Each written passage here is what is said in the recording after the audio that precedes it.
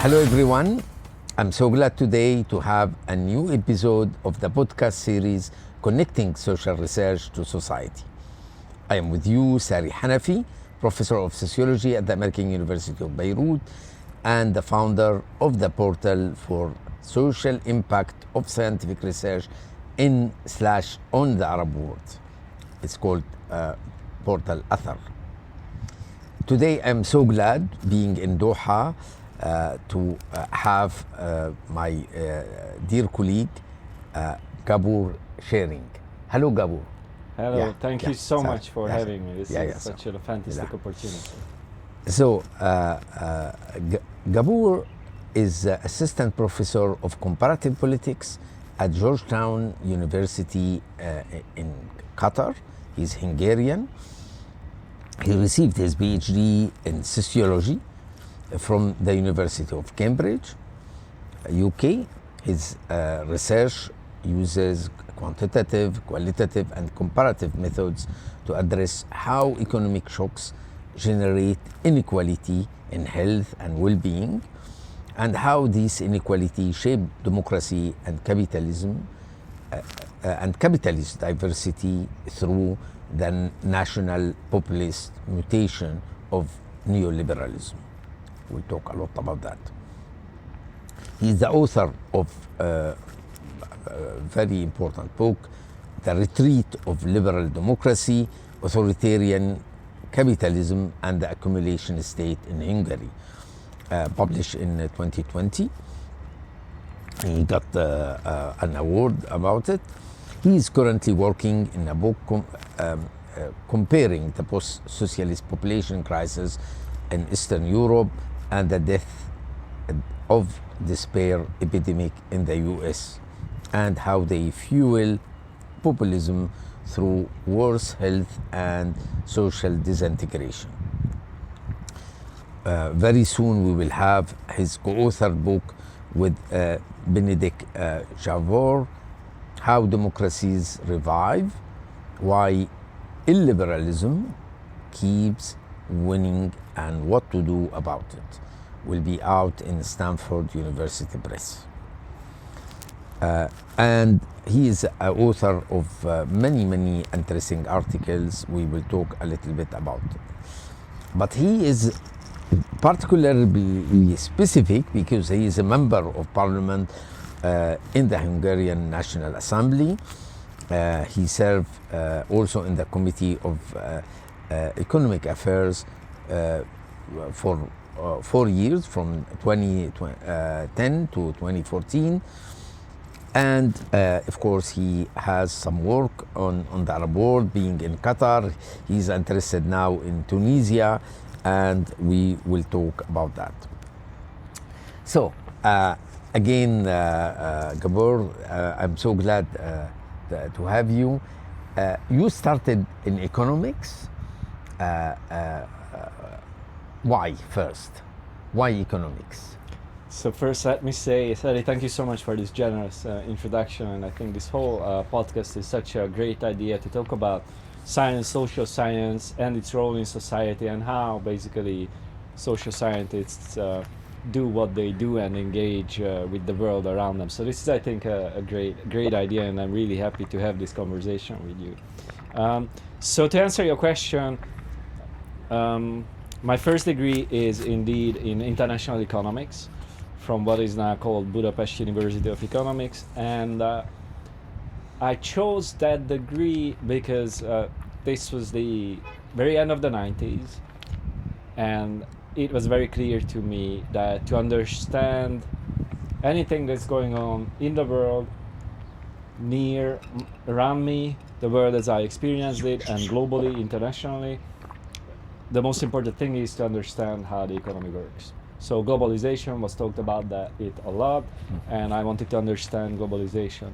And I also grew up during the 80s and 90s. Socialism in Eastern Europe, state socialism fell. There was this transition from state socialism to democratic capitalism, and it created... But you were a kid, no? When the the Yeah. Berlin Wall and no? Yeah, so I was around 8-9 years when the regime changed. Yeah, but But in that case, you remember. I remember thought, quite a few things. Yeah, I remember. yeah. I have I had a very good childhood. I grew up in a working class suburb in the outskirts of Budapest. Both of my parents were factory workers. Actually, my mother was operating an industrial crane, and my father was a mechanic. And one day my father notices a woman up there steering the crane. Yeah. And he was like, "Oh, who is that woman up there?" And and that's how they met. He kept on calling the crane even though there was nothing to repair. So that looked suspicious to this woman. Then later she became my mother. So it's a cute story. And it was a very good childhood in my neighborhood. You know, we can talk about that later on. It's related to my research. Maybe if you want to get back later, or I can go on now, whichever you prefer. Maybe later a little bit. Yeah, and then but then you move to sociology, anthropology. So feeling that.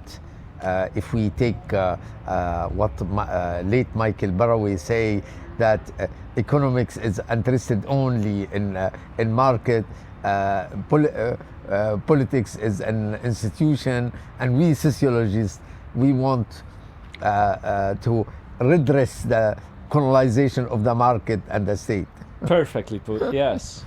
So while I knew that I want to understand how the economy works and globalization, things like that, it was very clear that this worldview in economics based on homo economicus, you know, this economic man that is maximizing its his own self-interest, etc., this belief in the power of free markets, that's so deeply ingrained in the discipline that it was just very hard to navigate.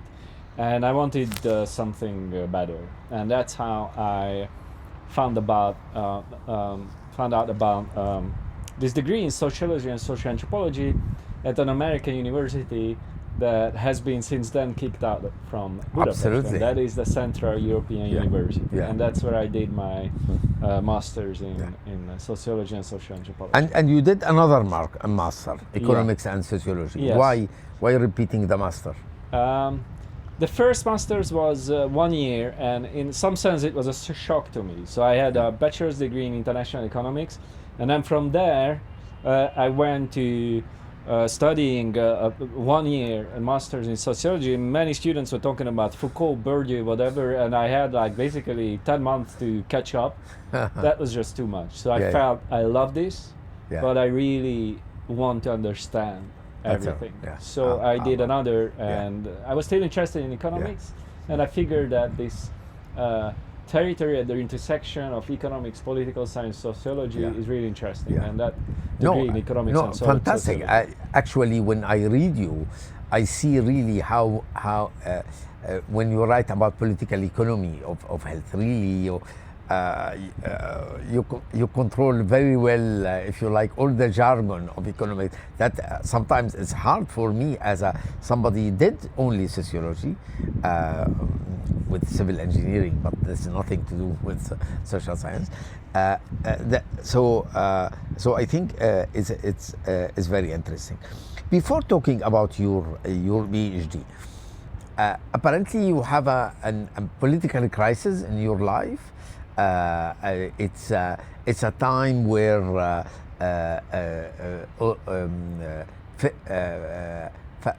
FEDAS is going up. Viktor Orban is preparing to take power in 2010, and apparently you say, I want to stop that, so you co-found a political party. Can you tell us about Be Different? This is if we translate. Thank you for this question. Politics can be different. Yes. So just let me step back a little bit, because You're right that this party that we co-funded entered the parliament in the same year when Viktor Orbán was elected to power in 2010. But in fact, the motivation to establish this party goes back to the crisis of this transition model from state socialism to democratic capitalism. That is a thing in Hungary, and it unfolded in many other countries in Eastern Europe, but it's really the crisis of liberal globalism or neoliberal globalization. And that had its local impact in Hungary. So I mentioned I grew up in this working class family. Most of these people that I knew had a decent life in the 80s. You know, you had workers kind of being able to save some money, public services, health available, housing, everyone had access to that. So that was kind of a bargain, no political rights, but extensive social and economic rights. Then in the 90s, almost every second Hungarian employed in industry lost their job. So that was a huge shock, and that impacted also my family. And I had this kind of rage in me from very early on, and I felt that the world is unjust. So I was looking for other people who felt the same way. And then that's how I found about the global justice movement end of the 90s. 99, I don't know if the listeners remember the battle in Seattle. That was a big demonstration of the global justice movement against the WTO meeting there. So that was a huge thing. So I was very much attracted to that because the social movement, the international social Porto Alegre. Exactly. So that was already, you know, the internet was kind of becoming available. So I was growing up, and I realized that many people who were frustrated with what they saw emerging in the 90s, the only language to express rage was nationalism. But that wasn't really deeply attractive to me. So I was kind of looking for something, but I was not really coming from a politically very sophisticated family. So I had to read a lot, and that's how I found the global justice movement, and I really liked the combination of global, local, environmental and social justice issues coming together. And I felt that this is a political narrative and identity that I could really relate to. It was more or less lacking in Hungary and lacking in many other post-socialist countries because the left was basically collapsing with state socialism, lost its legitimacy, didn't find their way. You had mainstream big left-wing parties in Poland and Hungary. They became neoliberal, like Tony Blair in the UK. So you really didn't have... You describe it in your book in amazing way how they allied themselves with the global capital at the expense even of the national bourgeoisie. I mean, they did everything. Exactly. So maybe we can get back to that. But you know, just to conclude, this was the experience I had in the 90s, and then I realized that other people had related experiences. And interestingly, because the left kind of lost its symbolic power in that post-socialist context, young people were attracted to environmentalism. And they redefined environmentalism through the language of justice, local environmental justice and global justice. And these young 20-somethings that were looking for activist language, that was the language that we're attracted to, and that's the language that we saw in the global justice movement. And the slogan of that global justice movement was, "Another world is possible." Right? Yeah, that's true. And that was basically the 2000s. Then the financial crisis came, and around that time, there was a political crisis in Hungary already before the financial crisis. We had a liberal left, kind of technocratic neoliberal coalition government in power in Budapest, and then various scandals broke out. It turns out that the prime minister was lying before the elections about the state of the budget. So it was a huge crisis. And from that point on, it was clear that this left that has always been problematic is collapsing on itself. And the tools that we were using as activists in various social movements and non-governmental organizations, we felt that society is collapsing on us from the top. So if you really need to, if you want to fix this broken society, you need to fix the broken politics. So this is how we decided to launch a new party in 2007, growing out from this mixture of the local environmental and the global justice movement. And then the name of the party in Hungarian is, another world is possible. Yeah. And then the Hungarian name is another politics is possible. Yeah. But then in English it sounds weird. Yeah. So kind of journalists convinced us that the better translation is politics can be different, which grammatically is more correct. Yeah. But then it loses its touch to the another world is possible absolutely, slogan. absolutely. So that's the story of our party, and yeah. that's how basically I ended up in the Hungarian parliament in 2010. So we will come. I mean, I want a thorough analysis of Hungarian situation, but through your book, the retreat of liberal democracy. But before that, so 4 years as MP and member of a committee really dealing with economics. Is it also a moment where you collect somehow data for your Ph.D.? In any case, you did like fleeing the country. I mean, you left from to UK, and so. Yeah, actually, I started my PhD in 2009, September 2009, in Cambridge, UK. Yeah. Just a few months before I was elected to the Hungarian parliament. But I also already started a PhD in 2008 at Central European University, because I was accepted to Cambridge a year before, but I didn't get any scholarship, financial scholarship. So I started CEU 2008. But throughout these years, 7, 8, 9, all my intellectual attention was really on politics. I did the minimum necessary to kind of progress in academia. And it's changing now in Hungary. I think you will understand this, how I think you're working on the state of social sciences in the Arab world. In Hungary, social sciences weren't particularly, or sciences in general, weren't developed to the degree that it wasn't a particularly intellectually challenging thing to make a career there. Locally. So you didn't feel that it kind of occupies all your creative energies. And then I started my PhD in Cambridge, but then was elected to the parliament. I thought when we were funding the party, no one really thought that within a few years after funding the party, we would actually cross the 5% threshold that is needed to enter the parliament.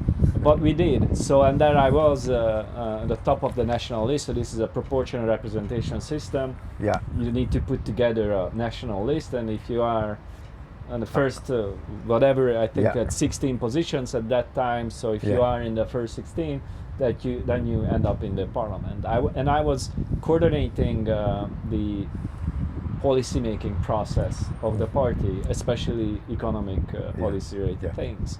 So that meant I was the economic policy spokesperson of the party, and that's how I ended up in the parliament. And I thought initially that I would be able to finish my PhD in Cambridge while being a member of the Hungarian parliament. Now, of course, that was a very stupid idea. So I had to withdraw from the university. Okay. But you are lucky, because now, with the commodification of higher education, so if you stop, they give you, for instance, 1 year, but after that they kick you out. Yeah. So you, so in that time it was again No. fluidity, no? Some fluidity, but I had to withdraw from the university. Yeah. So I was not a member of the Cambridge University okay. anymore. Yeah. But then I was lucky enough because my supervisor stayed there, and so the deal is if you withdraw from your PhD in Cambridge, you can re-enroll again if you finished your PhD, and if you have a written thesis okay. that you want to submit. Okay. So then the question becomes, can you write a PhD thesis? So I was lucky enough because I had the chance to start working with my supervisor again after my term.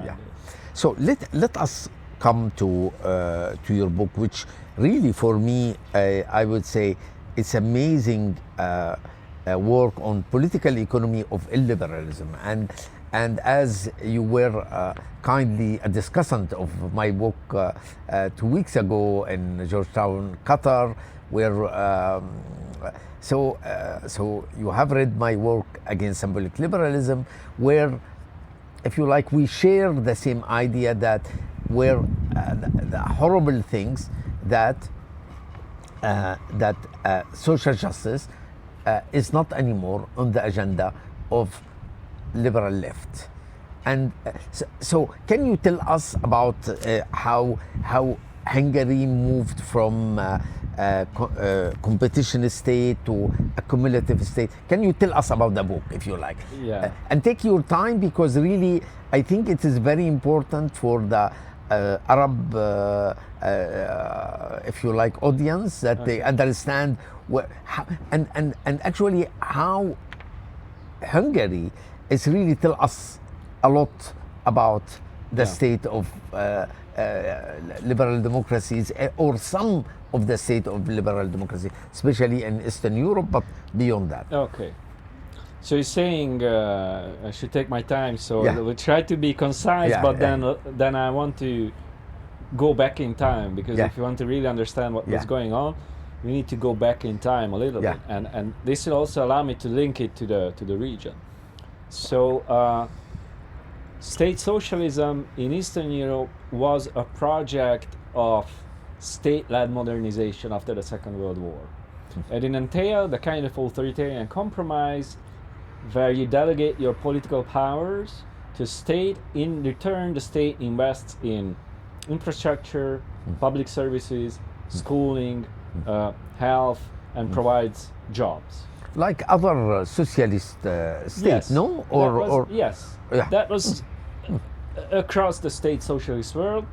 Hungary and a few other countries in Eastern Europe invested probably even more in the welfare aspect, and for various reasons, this welfare compromise was even more important in Hungary. But was this characteristic even in the Soviet Union, in many other countries? But this state-led modernization project, with a kind of compromise of delegating some degree of political power to the state, is characteristic of other world regions, from Latin America to the other Arab world, and even to a certain extent East Asian economies. So that's a catch-up model, if you want. In the Arab world and in Latin America, where you had this kind of populist social compromise, popular social movements emerging slightly differently in different countries, but the bottom line was still this kind of social contract, state managing modernization in return for kind of quiescence from the state and giving some welfare benefits. This worked roughly until the 70s, including Eastern Europe, but also other parts of the world. There was a catch-up process, and massive growth in increase in life expectancy until the 70s, massive expansion of schooling, education. So you mentioned Tunisia is the recent comparative paper. The kind of statist era before, Ben Ali after the Second World War, Bourguiba was something similar. There was even a brief period where they toyed around with the idea of socialism. Arab nationalism was not the kind of state socialism like you have in Eastern Europe, but similar ideas of modernization. But as this mode of production that we call in the social sciences Fordism collapsed, first in the US, then globally, it led to a rearrangement of how the economy, society, and politics is organized. And this is this post-Fordist constellation. And as the role of industrial production changes towards this network-based, fluid production, you need to readjust the social contract as well. And with the globalization particularly. This is globalization, and this is when we move from this mass industrial production to outsourcing, finding cheap labor in other countries, from Western capital relocating, increased competition for innovation, yes, this network mode of production, lean production.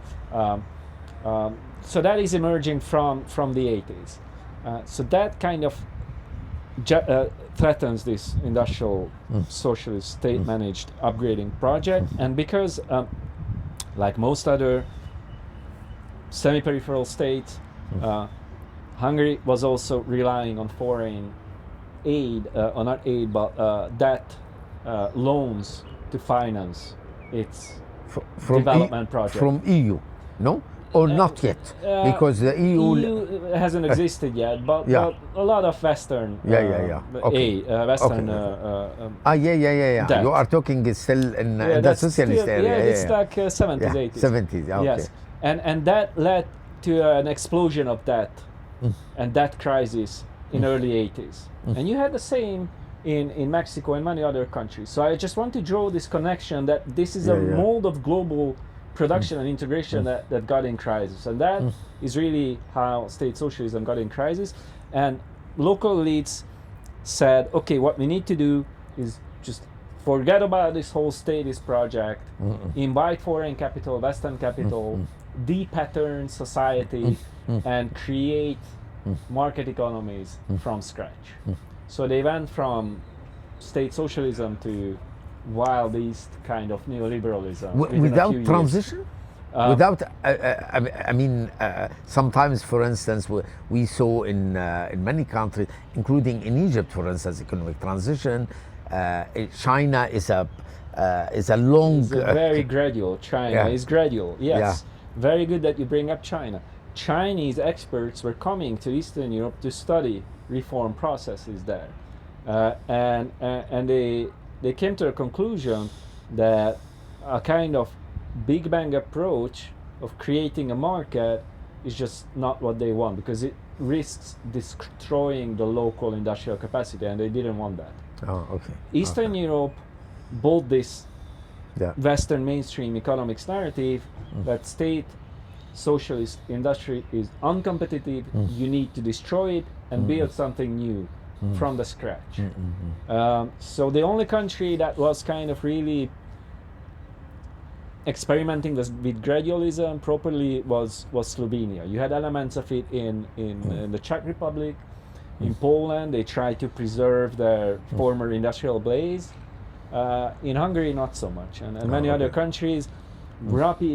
Really rapid opening of international trade, quick privatization process. There are different variations, so we can get into the details. But on the whole, this is the story. If you compare it to East Asia, like Vietnam, China, is a much more gradual process. So as a consequence, with varying intensities, but the former socialist industry collapses, and we are talking about companies that were pretty successful globally. Even in Egypt and many other countries in the Middle East, you had Hungarian buses on the roads. Absolutely, in fact, the Hungarian bus company called Icarus was so successful that they established a company in the United States. Oh, wow. It was a company established by a Hungarian state socialist company. And then the state socialist company collapsed, and that American company survived, and for 15 years it was a very successful bus manufacturing company Yeah. in the United States. Can I open two brackets? I cannot help not to say Okay. it, that the rumor, I grew up in the Palestinian refugee camps. We talk a lot about arms, and something has been circulated. I do remember in 80s and 90s that the best Kalashnikov is Hungarian one. So it's not only buses. So I close. I close Okay. the brackets. Yeah. Might be. So there was a kind of an industrial base that I think could have been and should have been transformed. And under normal circumstances, if you give time to these companies, they could have adjusted. But everything was opened up so quickly that most of these companies had really no chance to survive. So that's how we come to this figure that I mentioned, that in Hungary, almost every second person employed in industry lost their job. That is Oh my God, deindustrialization Yeah. of 43% or so between 87 and 95. That is 8 years. Almost 50% industrialization. So if you follow political debates in the United States, then in the 2 decades from 2000, we're talking about a 20-something% of the industrialization over 2 decades.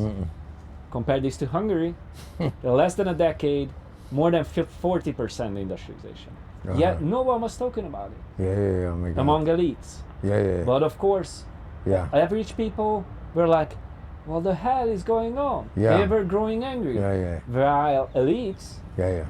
and the intellectual class was talking about, this is the best, most beautiful world. Now we have freedom of speech. Now we can travel around the world, whatever, you know. Yeah. So you have this bifurcation. Yeah. And the regime change brought many good things as well. It brought political freedom. Yeah. But it brought a very formal definition of democracy. You have constitutions, you know, freedom of speech, courts, and these sort of things, and those were functioning more or less okay. But the social component that makes democracy sustainable was just not there. So this model that emerged with the crisis of the statist, Fordist modernization from the end of the 80s already under state socialism was a particular dependent market economy model, dependent on foreign markets and foreign capital. And again, if you look at countries in What the you Middle call it East, strong dependence capitalism, because you distinguish between weak, where you say it's fine, and the strong where there is. So that's a dependency theory where strong dependency theory argues that if you are caught in dependency, then you are stuck there forever. Whereas weak dependency theory says, yes, dependency creates all kinds of challenges, but if you have a developmental state, you can sort of manage it. Yeah. So in that sense, I follow the weak dependency theory, but these are, in a sense, strong dependencies that they That's have huge impact on your economy. And if you look at, again, Morocco and Tunisia, the two that I know the most, very similar structures, inviting French, Italian manufacturing companies in North Africa, in Eastern Europe, it's German capital, using domestic cheap labor to assemble industrial products. All the innovation is taking place in Germany. What you have in Hungary is assembly platforms using cheap labor, and maybe if you are a lucky Hungarian, you can provide security services. Or maybe you are a lawyer and provide legal services. These sort of things. But the innovation and marketing, all of that, is in Germany. So a lot of value that is produced locally. And you argue this is particularly the left who advocate or exercise this. Exactly. So this is a dependent market economy model that relies on transnational corporations, and this whole model was institutionalized from the middle of the 80s already in Hungary through this alliance of this liberal professional managerial class and this crop of politicians emerging from the crumbling state socialist party and the newly formed liberal classic continental European liberal party, not liberal in an American sense, but continental European, like the German. This is more like right-wing liberalism and very conservative in terms of economic policy. And that kind of dominated politics. You had the right-wing parties in power, but their economic policy making was also following the same market-centric political policy formula. But really, as you say, the most symbolic measures were introduced by this coalition of the ex-State Socialist Party and the Liberal Party. They were in power between 94 and 98, and then again from 2002 to 2010. And what researchers call avant-garde neoliberalism. That's coming from that. Privatizing pensions. At certain point in your book, and you say the trap, the academia was in the trap as well. I mean, I was interested on this. Do you feel that academia, I mean, economists, sociologists, political scientists were not, if you like, interested in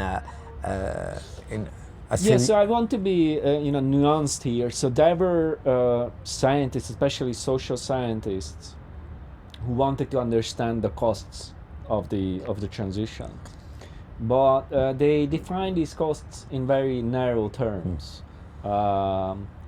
So the most important victims were we have a local minority population, the Roma. Roma minority makes up around between 5 to 10% of the Hungarian population, and they were working. Oh, so it's a big. It's not. Five, maybe 10 is too much. So let's say 5%. Okay.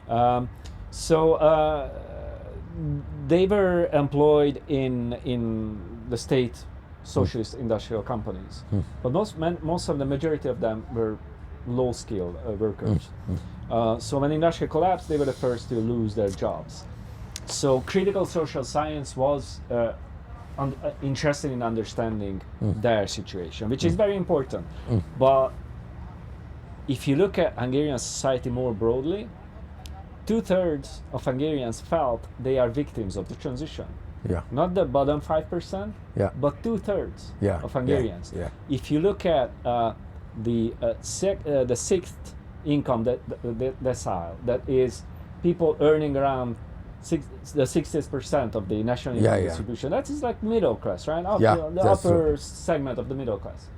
If you look at the value of their wages, the real wage, it declines from the end of the 80s, declines mostly throughout the 90s, slightly starts to increase around the 2000s, and then it declines again, and then it reaches back to where it was before the transition.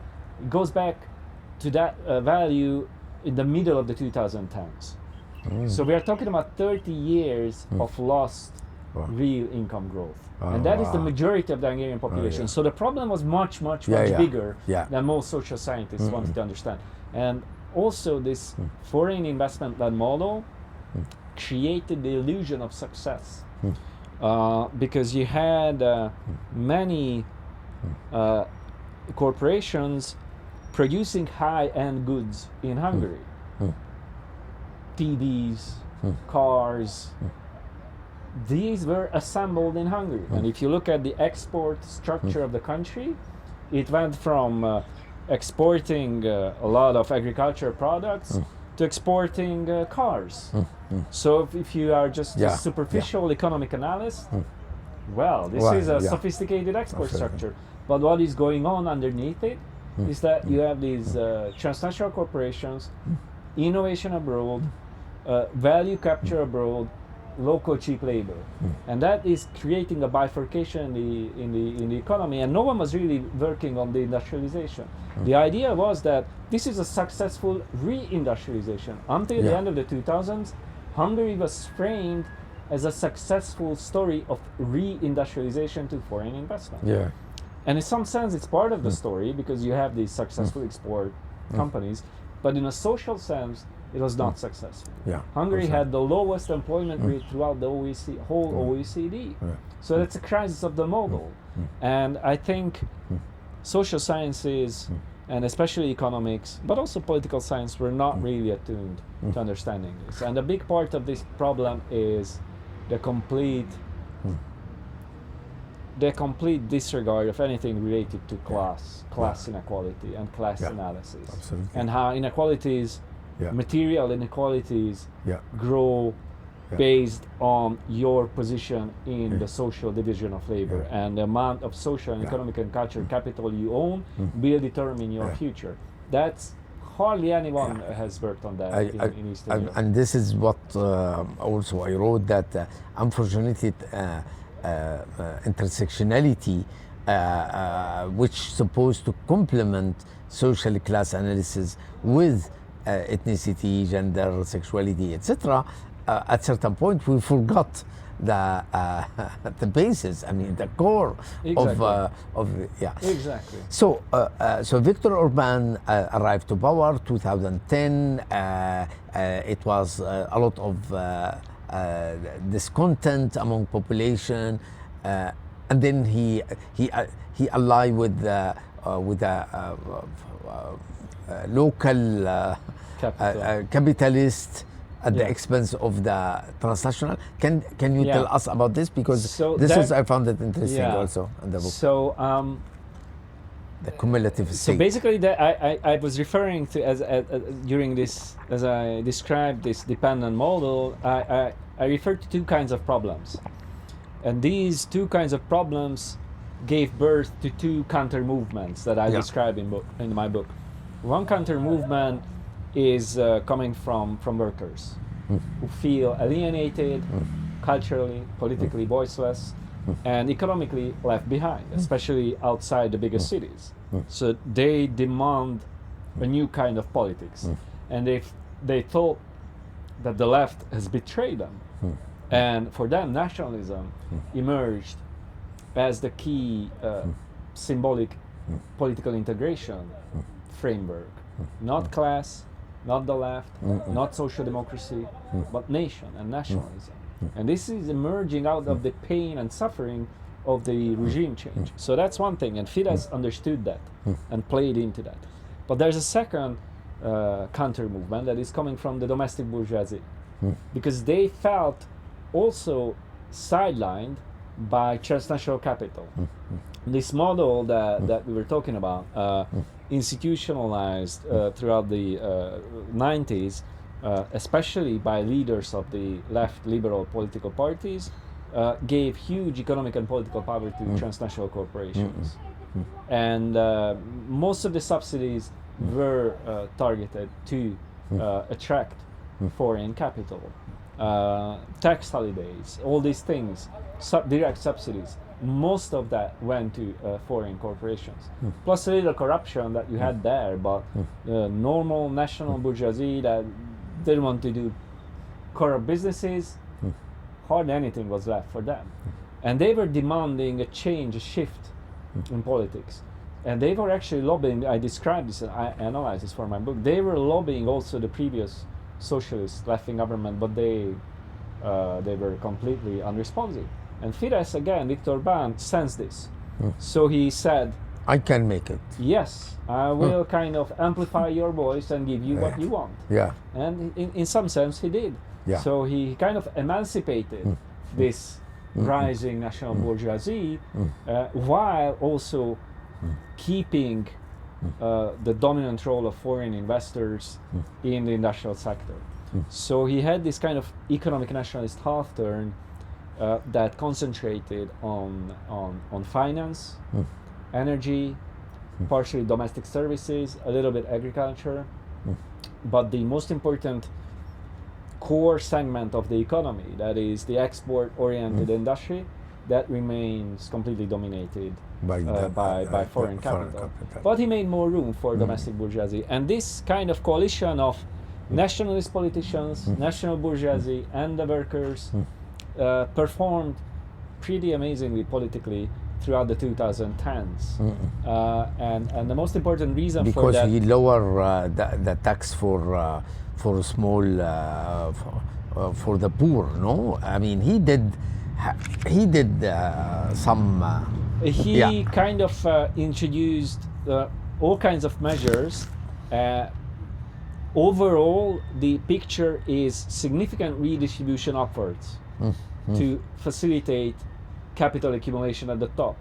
Okay. But he did enough Yeah. so that the lower classes also felt being taken care of. Okay. And especially doing symbolic things that made the state pretty visible, compared to this neoliberal state which said, go get some education and solve it yourselves, or find a job on the market. And find housing and Exactly. Whereas Orban said, here's the public works program. You got very low salary, but I am the state and I take care of you. Right? So these are the things. So inequality increased, but so did the employment rate. And many people valued the chance of having a job. And Orban was also lucky because these 2010s, after 2012 or so, the financial crisis petered out, and you had this upward cycle of the global economy, also European economy, and to increase competitiveness, a lot of German companies again decided to relocate even more production to Eastern Europe. So you had the Mercedes, all these companies opening new plants in Hungary under Viktor Orban. And Orban was very good at playing German investors and German conservatives, the CDU, and German capitalist class. These are very close to each other. So for that, in return, for making the German businesses happy, the German conservatives, Angela Merkel and her friends, protected Viktor Orban. Although he was destroying democracy in Hungary, he helped German companies make a lot of money. So the German conservatives were like, okay, he's a good guy at the end of the day. So this is the 2010s. But EU was not aware when it was a condition for Hungary to enter to the EU. Orban was realizing all the. So Hungary entered the European Union in 2006. That was still earlier. Yeah, that was earlier. But and then everyone thought that Orban is just going to be your typical center-right politician. He was in power between 1998 and 2002, and it was more or less a typical center-right technocratic government. And he had good friends, especially with the German among the German conservative elites. So he could really get away with destroying democracy during the 2010s. And if you but in substantial way, I mean, freedom. I mean, oligarchy by the press. Exactly. By the end of the regime, 80% of the local media market was controlled by Orban and his oligarchs. All the independent institutions led by a Fidesz loyalist. And the milliardaire. Exactly. So, but before I forgot, I do remember at certain point you say in your book that you have more leftist milliardaire than rightist. That was still around 2010. That was the case. And that is because the way the Hungarian business class or national bourgeoisie started to emerge in the 90s was the primary entry point for that was from the managerial class, the state socialist managerial class. I see. So the managers of state socialist companies transform themselves to entrepreneurs. To entrepreneurs, exactly. And in French we say they turn the vest. That's it. So they kind of use their political capital to accumulate economic capital. And they especially they buy assets in a cheap way, and they have the information. This we see it a lot in ex-Yugoslavic countries. I mean, where the parachiks, I mean, become the milliardaires. The difference in Hungary and in Central and Eastern Europe is that it's not really the political nomenclatura that does this. If you look at the political leadership, many of them died poor people. These are the managers. That's the strata below the political leadership that was actually controlling the companies. And companies in Hungary by the 80s were really autonomous under socialism. It was more like a market socialist economy, not really a hard communist economy anymore. So companies had real autonomy. So that's how the first billionaires in the country emerged. And they had better connections to the Socialist Party that grew out of the State Socialist Party. Yeah. So the Hungarian political right always had this frustration that they are not so well embedded in the national capitalist class. I mean, Gabor, one of the big theses of your writing in the book and after the book is to tell us that Ingerhart and Biba, who have the famous, these two political scientists who is in charge also of world value survey, arguing that in fact the populism or popular or populist nationalism is there because of cultural clash. And you say, look, there is this small part of the truth on it. No, so how you position your political economy thesis versus the cultural clash? Because even me, I fall in the trap. I mean, I mean, for instance, in my writing, I understand Meloni. I mean, I study the Italian case, if you like. Meloni is, I see her claim of family, of a church, of Catholic,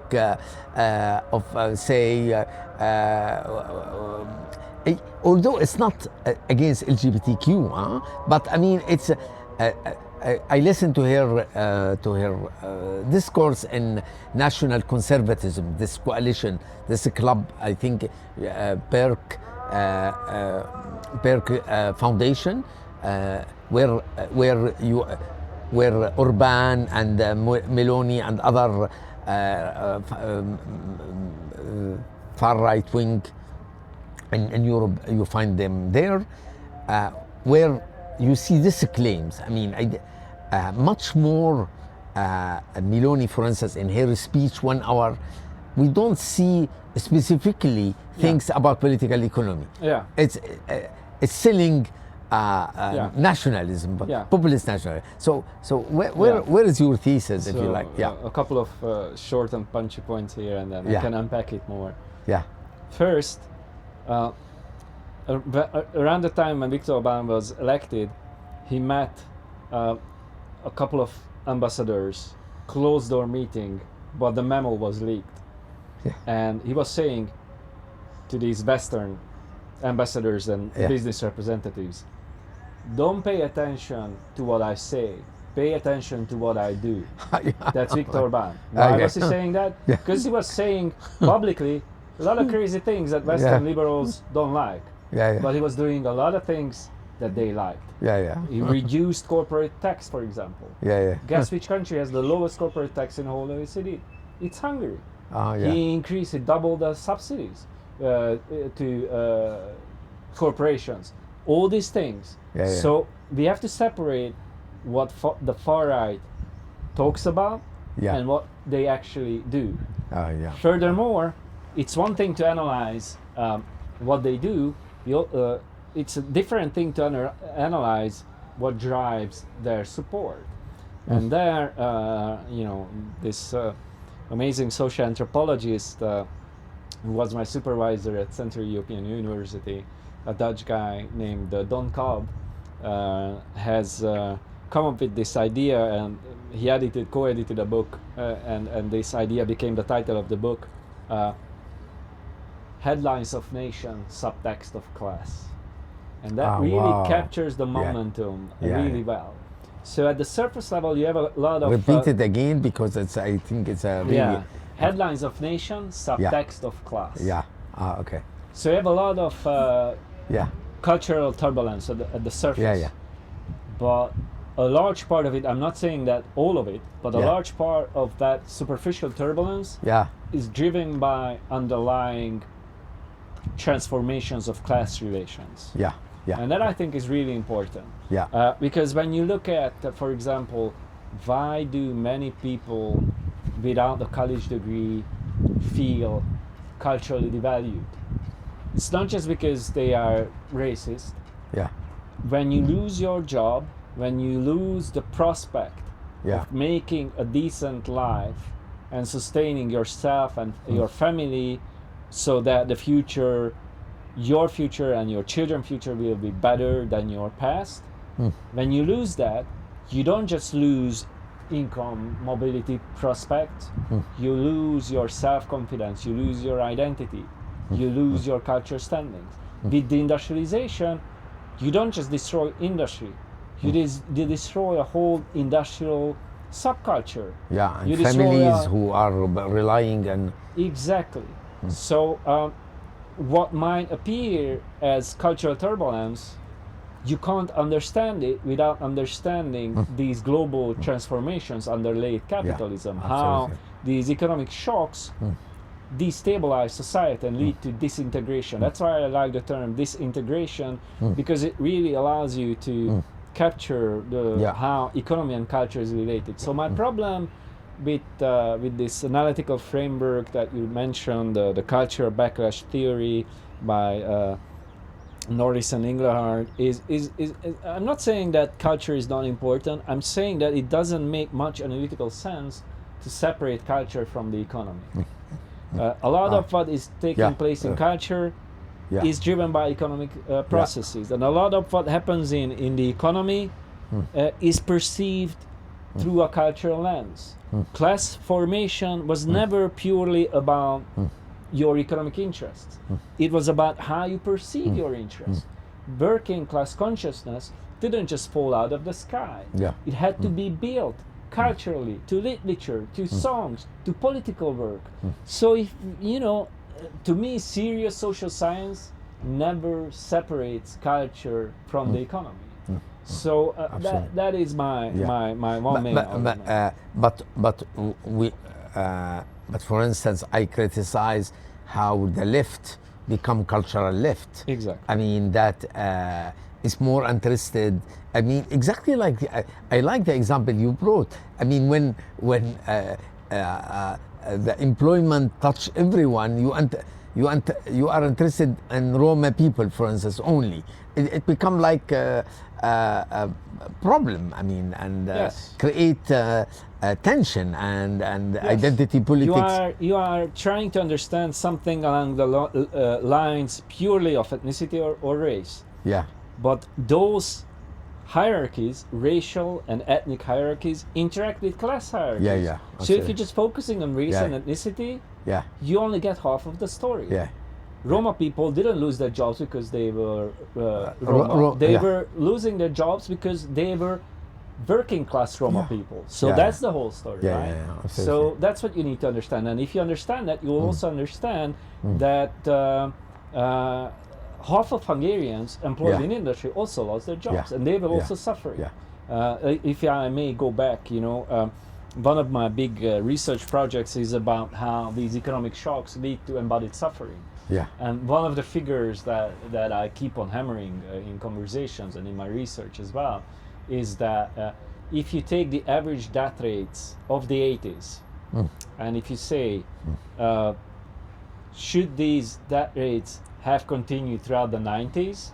And then you ask, okay, compare this to what actually happened in the 90s. What is the difference? Then you will find 7.5 million excess deaths in the 90s in Eastern Europe. 7.5 million Eastern Europeans died my God. prematurely during the transition. These are mostly working class Yeah. Eastern Europeans. 5 million in Russia, but tens of thousands in Hungary and other countries. Romania, another Yeah. big one. Bulgaria, another Yeah. big one. The Baltic states, another big one. And this is the object of your This is one forthcoming part book. of my research. Yeah, yeah. Where and I this is what this is what Yeah. allows me also to link to the United States, this Yeah. deaths of despair epidemic. It's also driven by deindustrialization.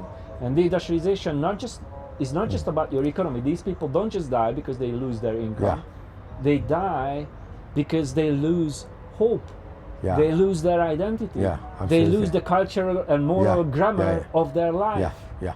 Right? But for instance, Urban, with all what he did politically, economically, corruption, nepotism, alliance with milliardaires, etc.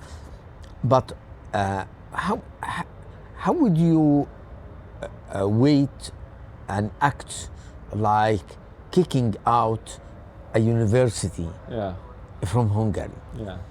I mean, and university, you know, in Lebanon, the enterprise in Lebanon who give more tax to the whole Lebanese state is American University of Beirut. Just to show you that in the end of the day, universities is also part of the new economy, where service economy, where you are incapable to bring industry, you bring service. So it means there is a strong cultural model Orban has, and he saw in a university, Soros University, has a big bug. Cultural bug.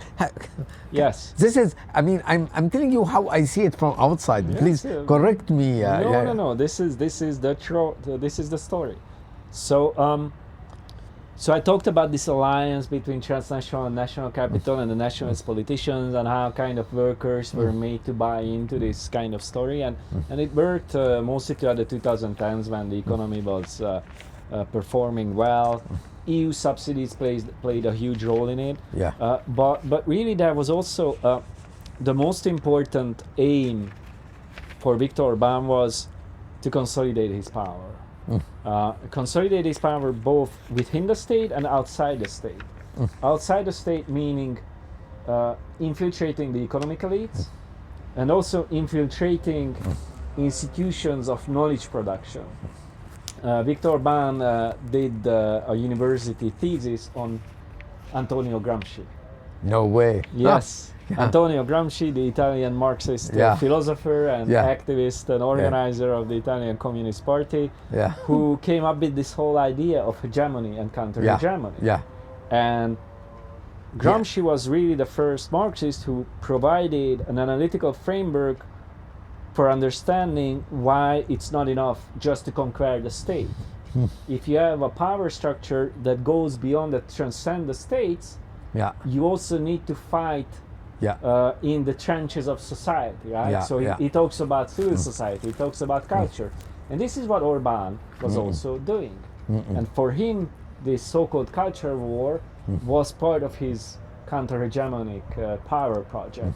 And the Central European University, this American private university in Budapest, was enemy number one. It was a knowledge production institution that didn't produce the kind of illiberal narratives that Viktor Orbán wanted being produced by institutions. So it had to leave, which is, as you're saying, completely, you're shooting yourself in the foot.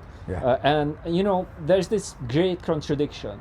Orbán takes power with the promise of moving beyond this dependent economic model by utilizing the powers of the state to boost value production locally. That was his promise. He didn't deliver on that. And the most important reason is that he never really understood what a developmental state is, how you need quality bureaucracy, how you need to invest in human capital, how you need to invest in education. And when you do that, then you have to accept that these are autonomous people, autonomous institutions. Bureaucracy only works properly if it has its autonomy. Universities work only properly if they have their autonomy. Research only works if it has its own autonomous logic. And Orbán hates autonomy, right? So for him, the dominating logic that defined how the state, broadly defined, works is loyalty. So that basically meant only very short-term accumulation and power interests. And Peter Magyar now, he is smart, at least on regard of focusing in his campaign about hospitals and the importance of public hospitals and schools. Yes, exactly. do you see on this a kind of, if you like, less illiberalism through social justice, or at least bringing some social justice element? Yeah. I mean, Peter Magyar is now the elected prime minister in Hungary.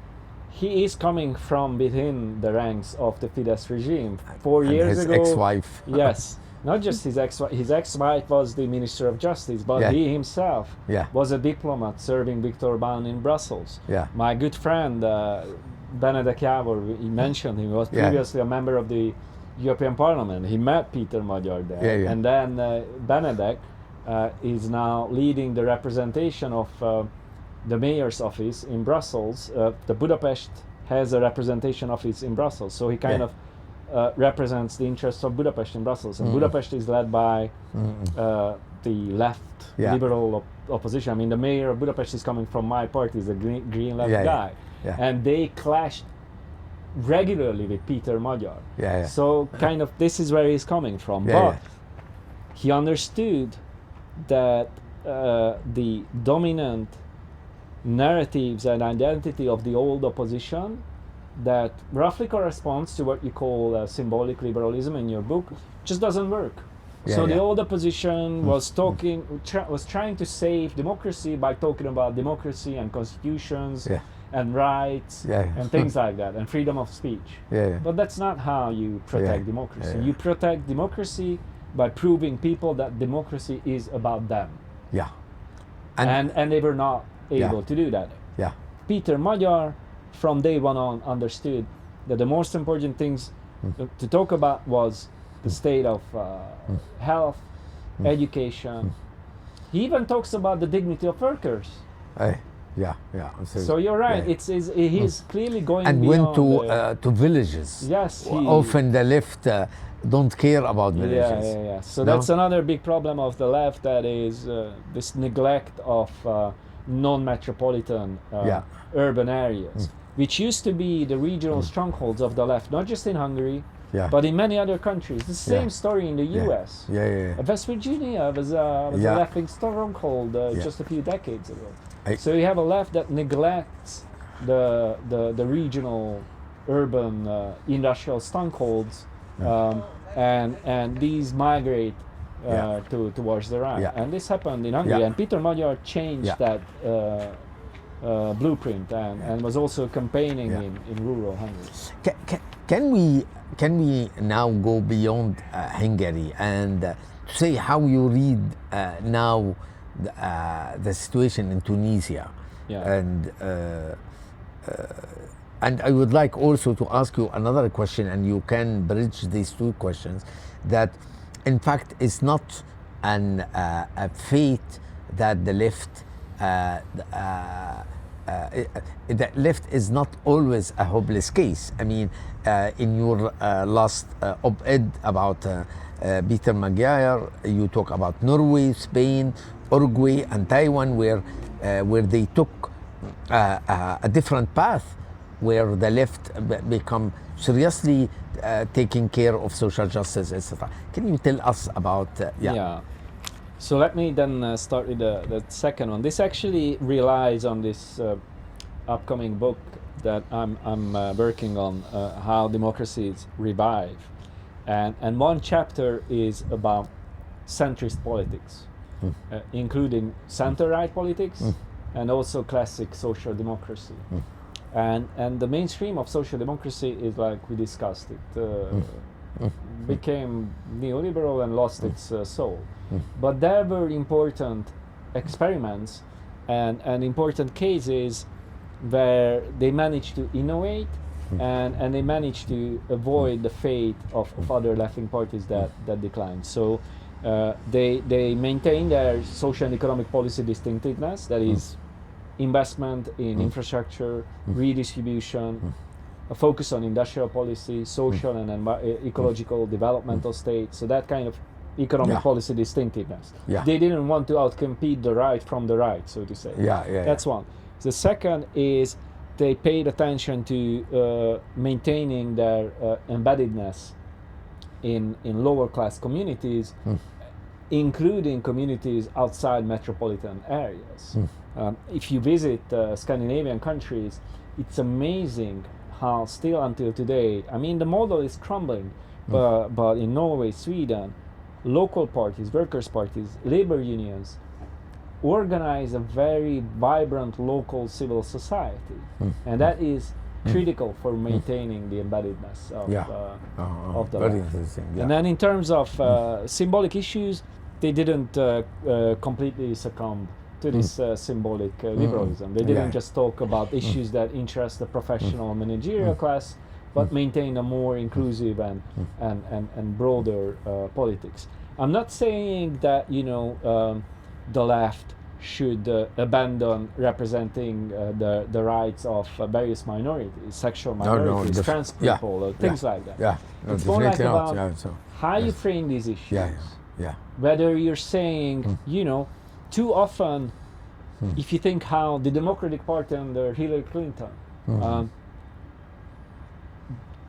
it's a kind of virtue signaling politics for the professional managerial class that is too quick to denounce people as racists, homophobic, basket of deplorables. But you have to differentiate between different kinds of people, right?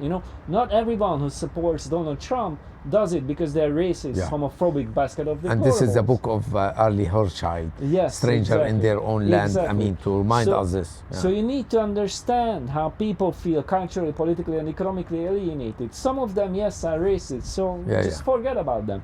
But many support the far right these days because they just want to say, they are protesting against the status quo. And that's the left should never neglect that. And these are some of the examples that I think point in the direction of a more productive left-wing politics. But also, if you look at the kind of the innovations taking place in the United States around progressives and democratic socialists, the ones who don't just talk about identity politics, but combine talking about lower class and class, be there whites, Hispanics, blacks, and also talk about racial inequality, but combining it with economic populism, right? That's a successful model that works in the United States. And you have now something similar emerging in the United Kingdom, a very interesting heterogeneous coalition of urban workers,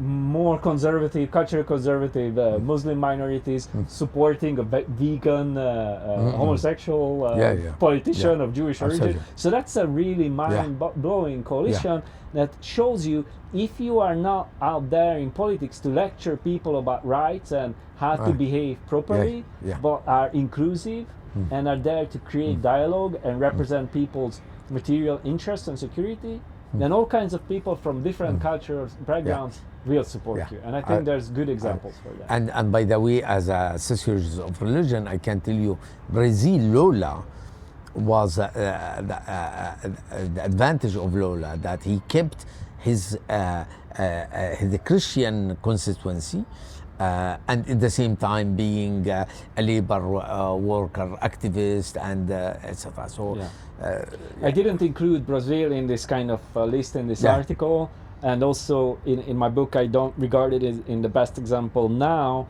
because it's true what you're saying. During the early years of the Lula presidency, and then the Workers' Party was in opposition. But then the corruption was terrible. It was not just corruption. And during government, they focused so much on delivery, public services. They also made deals and had corruption scandals. So the local embeddedness of the party withered away. So now you had Lula the elected beating Bolsonaro, good. But the Workers' Party, if you look at the composition of the legislature in Brazil, it doesn't look so good. Unfortunately, the Workers' Party is not a good example. Despite Lula being, I think, still more like a inspiring leader. But what happens when Lula, and this is what happened when he was not the candidate of his party. So there is a specific charisma of Lola. Tunisia. Yeah.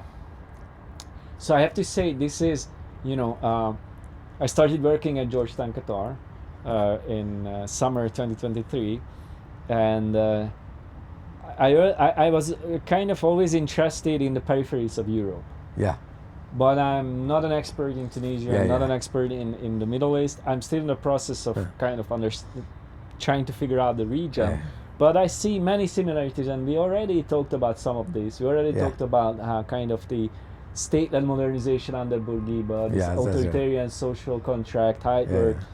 Now, one difference in Eastern Europe and Tunisia is that the period of neoliberalization, the transition from Fordism to post-Fordism, takes place under an authoritarian regime. Yeah.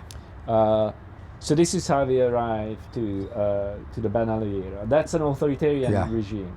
The same takes place in Eastern Europe under democratic context.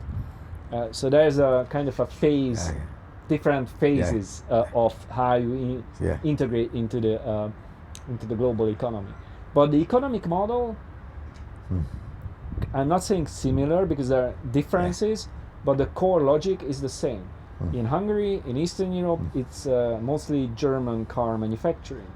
If you look at Poland, French. Exactly, French. You know, the banking system is almost owned by French companies. And the majority of industrial production is also this kind of Italian, subcontracting. French. Yes, and then you have subcontracting, and then you have local entrepreneurs that can do some low value added work in the textile and garment sector, but that has also suffered during the liberalization period. So the economic model is more or less the same, but then neoliberalism, as democratic neoliberalism, exhausted in Hungary and in many other countries in Eastern Europe and produced a neoliberal backlash, this kind of authoritarian neoliberalism also exhausted in Tunisia. In the West, people talk about middle classes and educated people protesting on the streets, but if you look at who really the masses were in Tunisia, precarious people, absolutely, precarious vendors, Egypt, a lot of labor union protests, also in Tunisia, labor unions played a huge role in it. Students as well. I'm not denying their role. But this tendency in the Western mainstream press to frame this as a middle class revolution, this classic modernization story where the middle class brings you democracy, is BS. That's not how it unfolds. It's a coalition of middle and class call it youth Arab Spring. I mean, to also analyzing with Budapest, what happened, etc. It's not about freedom only, which is important. It's about it was dignity and security and these sort of things, right? And this is really important because this was the expectation that the masses had. Precarious youths, even those who had a good university education, facing a precarious job market. You had a very dualistic economy in Tunisia. Foreign companies doing well, but the locals, some corrupt hangers-on from the authoritarian regime doing well, but the rest is really tourism that you have there and low-end services. And if you don't fix that economic model, then it's very hard to overcome the social polarization. And unfortunately, the way I understand, despite different efforts and coalitions coming together in Tunisia, the underlying social and economic problems were behind the view and ambition of ruling elites. In fact, there was, in some sense, too much cooperation between secular and conservative religious camps, which kind of froze policymaking in some sense. And the little social and economic policy making there was a combination of continued neoliberalism, presence of IMF, that sort of thing, and then pacifying the masses through extended state employment. But that's not a forward-looking investment into a socially inclusive economic model. That's pacifying the victims of neoliberalism. Absolutely. It's good, it buys you times for a year or two, but it's not a long-term model. The same happened in Eastern Europe. As half of the industrial proletariat lost its livelihood, the state stepped in. In Hungary, the state did not provide jobs, it provided pensions.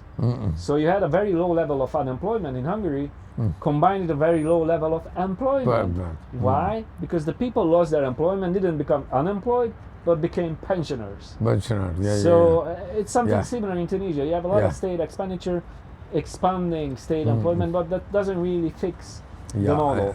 So the situation of precarity, state, regional inequalities, stayed or even increased between Tunis and the coastal northwestern areas and the rest of the country.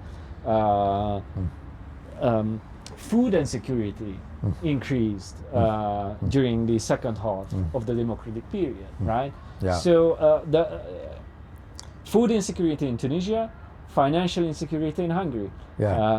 These are very similar things. It shows you that the lower classes cannot join the upper classes and cannot enjoy the fruits of democracy. While I was reading you, Gabor, really I saw many things you described in the process. I found it in Egypt, not only in Tunisia. You find it in Syria a little bit now. I mean the new administration, they are not doing at all to curtail the neoliberalism. I mean, you don't understand, for instance, why you don't revive cooperatives, why you don't call for local investment to buy small shares to construct your energy sector. Why you need all the money come from a businessman, Qatari, Saudis, etc. I mean, you don't understand this. Really.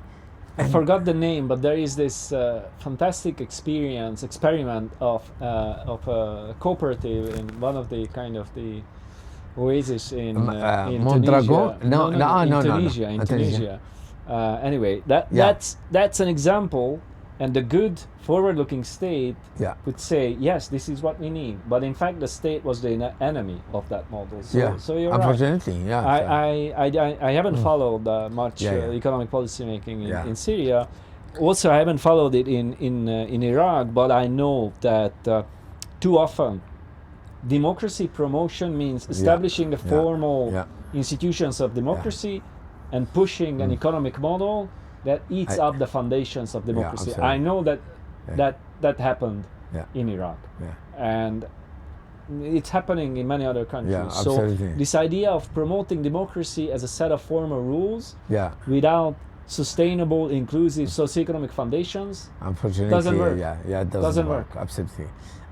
Look, I mean, we took a lot of time, but I mean, worthy, because I want to show our audience that really we can learn so much from Eastern Europe case for understanding the Arab world. Now, you, I mean, did you felt any tension between being academics and being a politician at a certain point? I mean, I'm not saying now you are a politician, but in the time where you were in Hungary.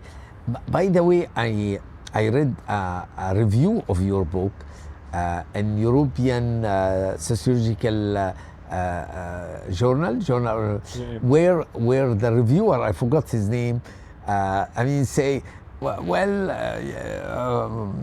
Gabor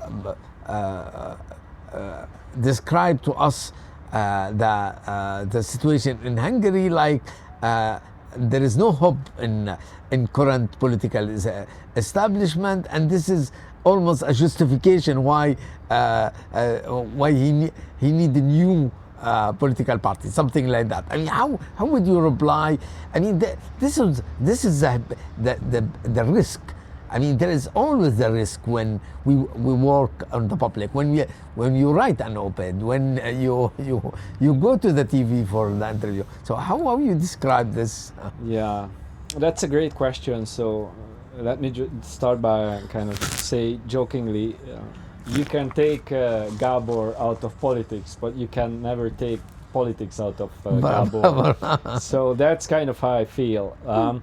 But you know, this is joke aside. This is, I think, a serious issue. I think good social science has to be connected to the improvement and betterment of society. I don't believe in large technocratic science. I do believe that social sciences have to be left on their own. Yeah. The state and political parties should never tell anyone what to research. But that doesn't mean that researchers themselves should somehow neuter themselves, so to speak, to create this valueless vision. I don't think that's how social sciences work. In fact, you know, if I can talk about big things, Enlightenment was a political project. Therein, social sciences always at universities played a role in creating a new kind of future where rational discussion, dialogue, and debate are nurtured. So that is a political definition of social sciences, but not political in a sense of Donald Trump or whoever else telling us what to do, but in a sense of recognizing our responsibility for the society in which we live. We both admire the late Michael Burawoy. Absolutely. Yeah. I was very much influenced by his public sociology manifesto when I was a university student, and in fact, the first interaction I had with Michael was I wrote a response as a master's student, and I just sent it to him, and he liked it so much that he uploaded it on his website. And in University in Crisis. He has a website called Universities in Crisis. I don't remember. I think this was his personal website on the Berkeley sociology website, I think. And then this later got published in this journal called The American Sociologist. And that is an article that I wrote, like 20 years ago.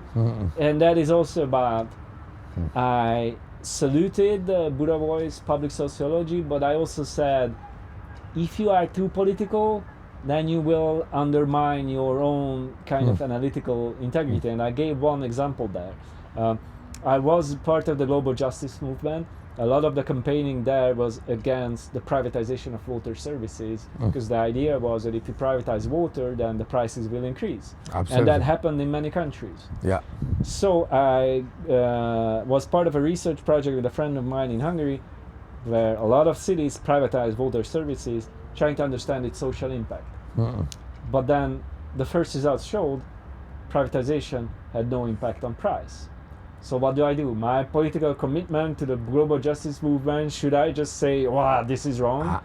No, actually, I looked at what is really going on, and I discovered something interesting. And the discovery I had, it's a small discovery, of course, it's banal in many ways, but it's important, is that the prices were regulated by the state even after privatization. So you can privatize this way or that way. There's no one thing, there's no one capitalism. Capitalism can come in different varieties, strongly regulated and deregulated, right? And this is one example where the state can still interfere. So, you know, if you bracket but don't abandon your commitments, let those commitments drive your vision, but not influence your analytical sharpness. I think that's the right way to go. Wonderful example you brought, really, because usually also I ask a question whether you wrote something and you regret it. So you already reply reply to that. So for instance, can we imagine Gabor in 2, 3, 5 years going back, I don't know, as a active member of political party. I mean, I know, for instance, that I know that you change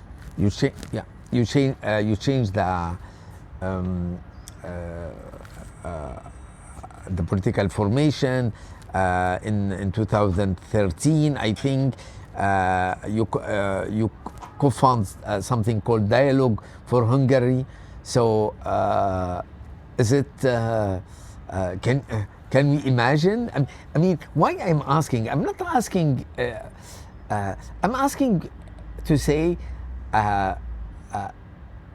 yes, we can be in academia and how have a commitment. I mean, it's not schizophrenia. I mean, we can, like you are a father and you are a teacher. You are not the same things. You don't talk with your daughter or your son like you say to your students. I mean, yeah. So how you? So I think, you know, you should have your values as an academic, and those values should influence the questions you ask, your sensitivities, your responsibilities.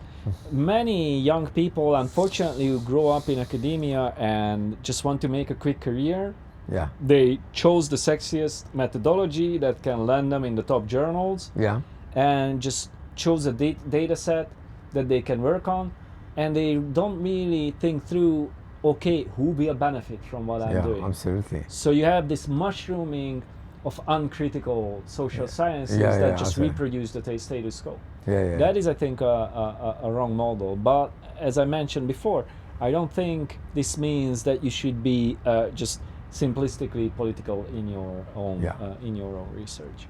So for now, I really do enjoy the academic life. I was never, you know, when I was growing up, even when we co-founded the political party in the end of the 2000s, I never defined myself as a future member of the parliament. What drives me really is being able... It was a surprise for to take 5%. I mean, the political party. Yes, exactly. So what drives me is the ability to contribute to solving big problems that face society and really humanity, the polycrisis, the combination of environmental, social, and economic and political waves of crisis, and how these are interlocked. And this is the challenge of not just my generation, but I think the previous and the next generation as well. And I want to contribute to solving that. And I can do that as a scientist, as you're saying, different hat, different role, but the same driving force. And my understanding was that I was doing the same while I was a politician. Different role, different things. I had to reply each day to the latest moronic press release of whichever Fidesz government official was doing something in economic policy. So it's a different mode of functioning, but the same underlying logic. So, you know, I don't want to change career. I'm good where I am now, but you know, life is complex and difficult, and you never say never. Knows where so you know, where maybe, the wind will take us. Maybe in 15 years or 20 years, whatever. But for now, you know, throughout my 20s, I was doing my university studies. Starting my Ph.D, but I was a social organizer and activist throughout. So I was trying to balance the two. And then I was even trying to balance this while I was an MP. It was a bad idea, so I had to withdraw from the university. Then I restarted my Ph.D. after 2014, but I was still the director or chairman of this thing called Progressive Hungary Foundation, which was this green left political foundation, a think tank, basically producing narrative. So I was still trying to combine the two, but really at the end of the day, if you want to produce quality, to excel in politics or excel in academia, you just have to decide. I mean, you cannot do it. So I decided that for now Yeah. I'm gonna double down Yeah, on academia. and I think you are doing really very well in academia. I mean, producing book and because this is where I like. I mean, articles. My God, I mean, how commodification of higher education and promotion system, where they force you to produce without digest. Where the book, I mean, take your time. I saw your book on the death. It's continuation of something you have working on 5-6 years ago on political economy of health. Yes, 10 years ago. Yeah, 10 years ago even. Yeah. I mean, I have an article that I just came out in the European Journal of Sociology. It's about how the economic shocks produced by privatization in Eastern Europe contributed to the population decline by contributing to decline in drop in fertility rates across Eastern Europe. Yeah. And I theorize this through this social reproduction theory. So the whole process of social reproduction gets disrupted. Did interviews 10 years ago on this. I did quantitative modeling. And that article was in the making for 8 years. So some of this is really... wow, wonderful. Thank you so much, Gabor Scheiring, really for this amazing time. Thank you very much. I think the audience will like it. So thank you all for listening to us, and hopefully to see you in other episode on our podcast, Connecting Social Research to Society, and goodbye.